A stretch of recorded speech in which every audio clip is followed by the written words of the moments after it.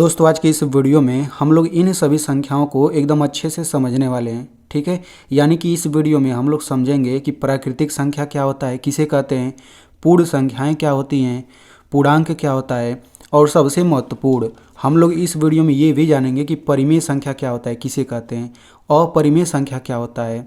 ठीक है, और इसके अलावा हम लोग ये भी जानेंगे कि वास्तविक संख्या क्या होता है। ठीक है ना। तो मैं आपको सबसे पहले इस वीडियो में बता देता हूँ, अगर आप कक्षा 7 में पढ़ते हैं या फिर कक्षा 7 से ऊपर किसी भी क्लास में पढ़ते हैं तो आपको ये वीडियो ज़रूर देखना चाहिए। ठीक है, और अगर आप किसी प्रतियोगी परीक्षा की तैयारी कर रहे हैं तो भी आपको इन सभी संख्याओं के बारे में अच्छे से पता होना चाहिए, क्योंकि अगर आप मैथ का बुक पढ़ेंगे तो इन सभी संख्याओं का नाम आप हमेशा सुनते होंगे। ठीक है ना। तो चलिए हम लोग वीडियो शुरू करते हैं। तो यहाँ पे मैं आपको सबसे पहले बता दूं कि ये सब जो संख्याएं पढ़ते हैं हम लोग, संख्या पद्धति चैप्टर है उसी से रिलेटेड हम लोग पढ़ते हैं, यानी कि संख्या पद्धति में ये सब दिया रहता है। तो चलिए सबसे पहले हम लोग ये जान लेते हैं कि प्राकृतिक संख्याएं क्या होती हैं। ठीक है, तो देखिए प्राकृतिक संख्याओं को इंग्लिश में बोला जाता है नेचुरल नंबर्स। ठीक है, अब प्राकृतिक संख्याएँ क्या होती हैं, गिनती वाली सभी संख्याओं को हम लोग प्राकृतिक संख्या कहते हैं। एक बार मैं फिर से बता देता हूँ, गिनती वाली सभी संख्याओं को हम लोग प्राकृतिक संख्याएं कहते हैं। देखिए 1 2 3 4 5 6 7 और कामा लगा के ऐसे डट डट डट कर दिया गया। इसका मतलब है कि 7 के बाद 8 9 10 ऐसी गिनती कभी ख़त्म नहीं होगा, आगे बढ़ते जा सकते हैं। तो इस कोष्टक, देखिए यहाँ पे कोष्टक लगा हुआ है ना, इस कोष्टक के अंदर जितनी भी संख्याएँ आएंगी उन सभी संख्याओं को हम लोग प्राकृतिक संख्या कहेंगे। ठीक है, अगर मैं आपसे पूछूं बता दीजिए कि 1000 जो है ये प्राकृतिक संख्या है कि नहीं, तो इस कोष्टक के अंदर 1000 आएगा, आगे बढ़ते जाएंगे तो 1000 प्राकृतिक संख्या है। यानी कि इस लिस्ट में जितनी भी संख्याएं आती हैं उन सभी संख्याओं को हम प्राकृतिक संख्या कहेंगे। ठीक है, अब देखिए पूर्ण संख्या क्या होती है देख लेते हैं। इसको इंग्लिश में होल नंबर्स बोला जाता है। ठीक है, तो देखिए इन्हीं सभी प्राकृतिक संख्याओं में 0 आप बढ़ा दीजिए, तो 0 मैंने बढ़ा दिया, बाकी ये सब प्राकृतिक संख्या ही है। तो अब इस लिस्ट में जितनी भी संख्याएं आपको दिखाई दे रही हैं वे सभी संख्याएं पूर्ण संख्याएं हैं। समझ में आ गया। तो अगर मैं आपसे पूछूं बता दीजिए 2 जो है पूर्ण संख्या है कि प्राकृतिक संख्या है, तो 2 देखिए इसमें भी आता है, यानी कि ये पूर्ण संख्या है। 2 इसमें भी आता है, यानी कि 2 प्राकृतिक संख्या भी है, यानी कि 2 दोनों हो जाएगा। समझ में आ गया। चलिए अब हम समझते हैं पूर्णांक क्या होता है। तो देखिए कई लोग इसको पूर्णांक संख्याएँ भी बोलते हैं, लेकिन इसका शुद्ध नाम पूर्णांक है। ठीक है ना, इसको इंग्लिश में बोला जाता है इंटीजर्स। अब यहाँ पे देखिए इन सभी पूर्ण संख्याओं को तो यहाँ से लिखा ही गया है, आप देख लीजिए 0 1 2 3, ये यहाँ से प्राकृतिक संख्या आगे चलता जाएगा। फिर इन्हीं सब को माइनस में करके लिखा गया है, -1 -2 -3, फिर -4 -5, ऐसे इधर ऐसे बहुत दूर तक आते जाएगा। ठीक है, तो इस लिस्ट में जितनी भी संख्याएँ हैं उन सभी संख्याओं को हम पूर्णांक कहेंगे। समझ में आ गया।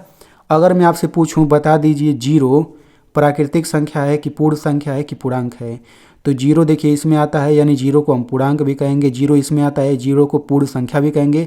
0 इसमें नहीं आता, यानी कि 0 प्राकृतिक संख्या नहीं होगा।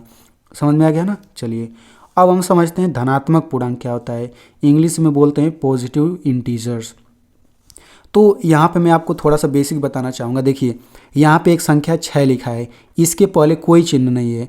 तो जब किसी संख्या के पहले कोई चिन्ह नहीं रहता तो प्लस का चिन्ह छुपा रहता है, यानी 6 के पहले कुछ नहीं है तो हमेशा प्लस है। और यहाँ पे अगर -8 लिखा है तो इसके पहले ये माइनस है।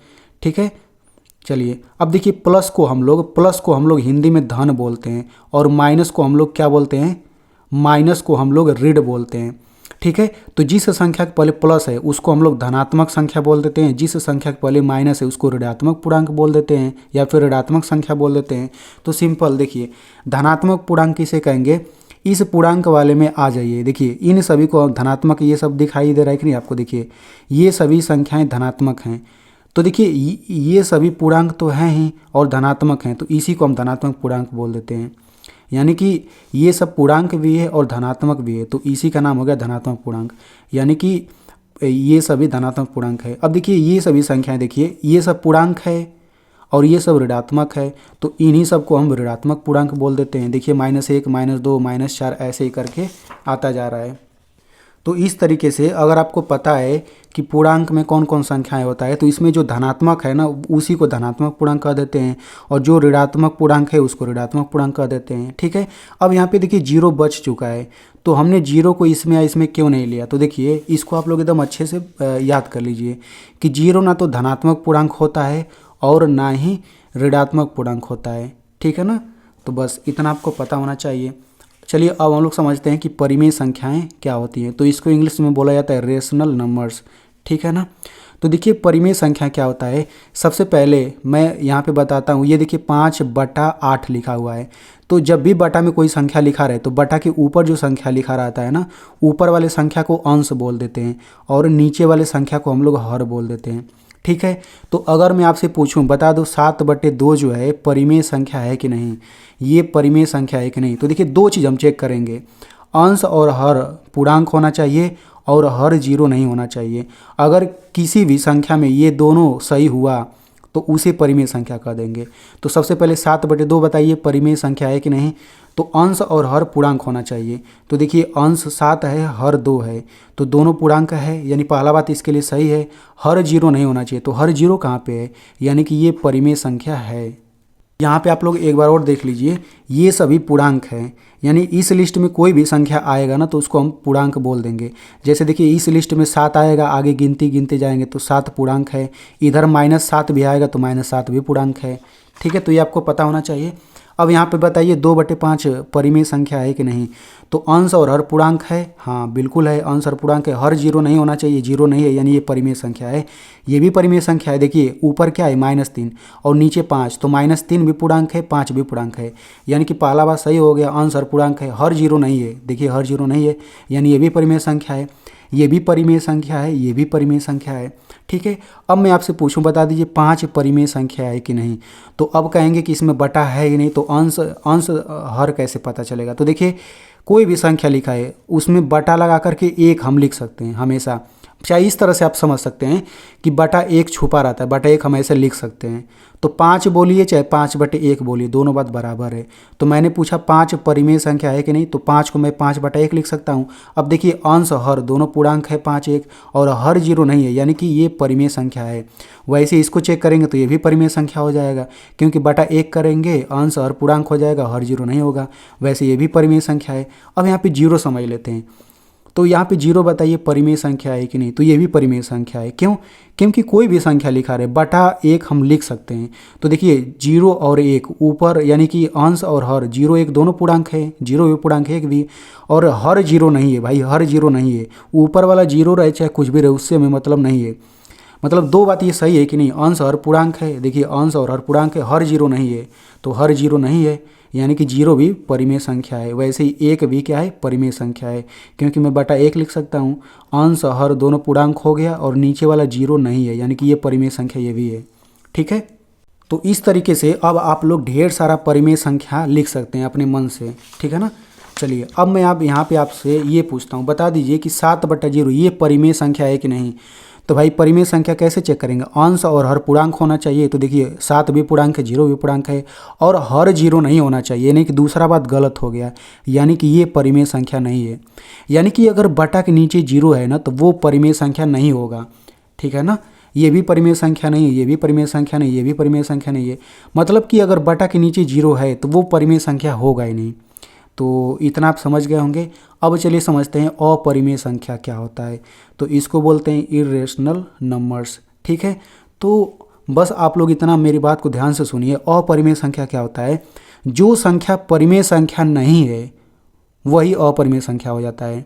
एक बार फिर से मैं बताता हूँ, मान लीजिए मैंने पूछा कि बताइए ये परिमेय संख्या है कि नहीं, तो आप नहीं, मैं अगर पूछूंगा कि ये अपरिमेय संख्या है कि नहीं, तो आप चेक कर लीजिए कि ये परिमेय है कि नहीं। अगर परिमेय नहीं होगा तो ये अपरिमेय हो जाएगा। ठीक है ना, चलिए, लेकिन अब आप लोग याद रखिएगा, ये जो संख्याएं लिखा है ना, अगर बटा के नीचे जीरो है तो वो ना तो परिमेय संख्या होता है और ना ही अपरिमेय संख्या होता है। ठीक है ना, यानी कि अगर बटा के नीचे जीरो दिख गया तो वो ना तो परिमेय संख्या होगा ना ही अपरिमेय संख्या होगा, दोनों में से वो कोई भी नहीं होगा। तो इसके अलावा अगर कोई भी संख्या परिमेय नहीं है तो वो अपरिमेय हो जाएगा। ठीक है, वैसे मैं आपको एक ट्रिक बता देता हूँ। देखिए अपरिमेय संख्या पहचानने का ट्रिक क्या है, अपरिमेय संख्या में रूट जरूर लगा रहेगा। रूट यानी कि ये वर्गमूल, ये रूट, यानी कि जैसे देखिए इसमें रूट लगा हुआ है तो ये अपरिमेय संख्या हो गया, इसमें देखिए रूट लगा हुआ है ये अपरिमेय संख्या हो गया, इसमें रूट लगा है अपरिमेय संख्या होगा, इसमें रूट लगा ये भी अपरिमेय संख्या ही है, इसमें रूट लगा ये भी अपरिमेय संख्या ही है, ये भी अपरिमेय संख्या, ये भी अपरिमेय संख्या है। क्योंकि रूट लगा है तो वो परिमेय हो ही नहीं सकता, क्योंकि अंश और पूर्णांक होना चाहिए और पूर्णांक रूट में नहीं होता है। लेकिन इस ट्रिक को लगाते समय एक बात ध्यान देना है आपको। देखिए यहाँ पर भी रूट लगा है, यहाँ पर रूट लगा है, तो क्या ये भी अपरिमेय है? नहीं, ये परिमेय संख्या, मैं आपको बताता हूँ। तो देखिए ये समझने से पहले आपको ये पता होना चाहिए कि रूट 8 को आप क्या लिख सकते हैं। देखिए रूट 8 को हम यहाँ पे कुछ लिख सकते हैं, क्या लिख सकते हैं? देखिए केवल रूट वाले को लिखना आपको आना चाहिए। तो रूट के अंदर 8 है ना, तो ऐसे 8 का अभाज्य गुणनखंड करिए, 2 चौक 8, 2 दूना 4, 2 एकम 2। अब ये रूट है तो ये रूट बड़ा लगाइए। अब यहाँ पे जो संख्याएं हैं ना, इन सभी संख्याओं को लिखिए, लेकिन गुणा में लिखिए। ठीक है, यानी कि रूट 8 को मैं इतना लिख सकता हूँ। अब इसके अलावा मैं आगे क्या लिख सकता हूँ? देखिए रूट के अंदर अगर एक ही संख्या 2 बार आया है, रूट के अंदर एक ही संख्या 2 बार अगर आया है तो दोनों बाहर निकल जाता है, लेकिन गुणा में रहना चाहिए। तो 2 यहाँ पे देखिए 2 बार आया है तो दोनों रूट से बाहर निकलेगा, लेकिन रूट से बाहर निकलते ही केवल 1 2 बचेगा। और इसका देखिए इसके साथ 2 और रहता तो दोनों बाहर निकलता, लेकिन अकेला है तो वो रूट के अंदर ही रह जाएगा। यानी रूट 8 को मैं इतना लिख सकता हूँ। वैसे ही रूट 18 को आप क्या लिख सकते हैं? तो देखिए रूट 18 को आप क्या लिख सकते हैं? 18 का अभाज्य गुणनखंड करिए, 2 9 18, 3 तिरिका 9, 3 एकम 3, यानी कि रूट बड़ा सा लगाइए, 2 3 3, तो 2 गुणा 3 गुणा 3। यहाँ पे देखिए एक ही संख्या 3 2 बार आया है तो ये दोनों रूट से बाहर निकलेगा, लेकिन बाहर आकर केवल एक 3 बचेगा, और ये तो अकेला है तो वो अंदर रह जाएगा। यानी रूट 18 को मैं इतना लिख सकता हूँ। वैसे ही अगर मैं कहूँ कि रूट 36 को आप क्या लिख सकते हैं? तो देखिए 36 का ऐसे अभाज्य गुणनखंड करिए 36 का, तो 2 एकम 2, 2 8 16, 2 9 18, फिर 3 तिरिका 9, 3 एकम 3, यानी कि रूट 36 को मैं लिख सकता हूँ 2 गुणा 3 गुणा 3, इन्हीं सब का गुणा। अब यहाँ पे देखिए यहाँ पे 2 2 बार है तो 1 2 बाहर निकलेगा, यहाँ से देखिए ये 3 2 बार है तो 1 3 बाहर निकलेगा, तो रूट से बाहर और बाहर जाके गुणा हो जाएंगे। तो आप देख सकते हैं रूट में कुछ नहीं बचा, तो जब रूट में कुछ नहीं बचता तो रूट गायब हो जाता है। तो यहाँ पे गुणा करिए, 2 3 6, यानी रूट 36 को मैं 6 लिख सकता हूँ। समझ में आ गया ना? ठीक है, तो जब भी आपको चेक करना रहे कि अपरिमेय है कि नहीं, तो सबसे पहले उसको हम लोग हल कर लेंगे, हल करने के बाद चेक करेंगे, फिर हम बताएंगे कि अपरिमेय है कि नहीं। जैसे इसको हल करते हैं तो रूट 8 को हम क्या लिख सकते हैं? रूट 8 को लिख सकते हैं 2 रूट 2, तो मैंने लिखा 2 रूट 2 बटा रूट 18 को क्या लिख सकते हैं? 3 रूट 2, तो ये हो जाएगा 3 रूट 2। अब यहाँ पे बीच में गुणा होता है। अब देखो रूट 2 कट गया, बचा क्या? 2 बटा 3 बचा। अब बताइए 2 बटे 3 परिमेय संख्या है कि नहीं? परिमेय संख्या है। तो जब ये परिमेय संख्या है तो ये भी परिमेय संख्या होगा। समझ में आ गया ना? यानी कि अगर आपसे कोई पूछेगा बताइए कि ये परिमेय संख्या है कि अपरिमेय संख्या, तो रूट आपको दिख गया ना, तो देखिए रूट वाले को और आप क्या लिख सकते हैं? तो रूट 8 को मैं इतना लिख सकता हूँ, फिर उसको हल जो कटने लायक है उसको काट दीजिए, फिर जो आ रहा है उसको आप चेक करिए कि क्या है। तो ये परिमेय संख्या है तो ये भी परिमेय संख्या होगा। ठीक है, रूट 36 को क्या लिख सकते हैं? रूट 36 को मैं 6 लिख सकता हूँ, तो ये 6 लिख दीजिए। अब बताइए 6 परिमेय संख्या है ना, तो जब ये परिमेय संख्या है तो ये भी परिमेय संख्या हो जाएगा। वैसे रूट 4 को मैं 2 लिख सकता हूँ, तो 2 परिमेय संख्या है तो ये भी परिमेय संख्या हो गया। इसका मतलब क्या हुआ कि अगर रूट लगा हुआ है तो उसको आंख बंद करके केवल ये नहीं बोल देना कि अपरिमेय होगा, उसको देखिए कि आप दूसरा कुछ लिख पाएंगे कि नहीं। यहाँ पे देखिए रूट 2 लिखा है, तो रूट 2 को 2 का मैं ऐसे करूँगा 2 एकम 2, तो रूट 2 को मैं रूट 2 ही लिख पाऊंगा, दूसरा नहीं लिख पाऊंगा, यानी कि ये अपरिमेय हो जाएगा। डायरेक्टली बोल दीजिए। रूट 5 को मैं कुछ दूसरा नहीं लिख पाऊंगा, इतना ही लिख पाऊंगा। ठीक है ना? लेकिन यहाँ पे जब ऐसे लिख दिया जाए रूट के अंदर कोई बड़ा संख्या, तो उसको देखिए कुछ दूसरा ऐसे लिख पा रहे हैं कि नहीं। ऐसे नहीं लिख पा रहे हैं तो उतना ही छोड़ दीजिए और अपरिमेय संख्या वो हो जाएगा।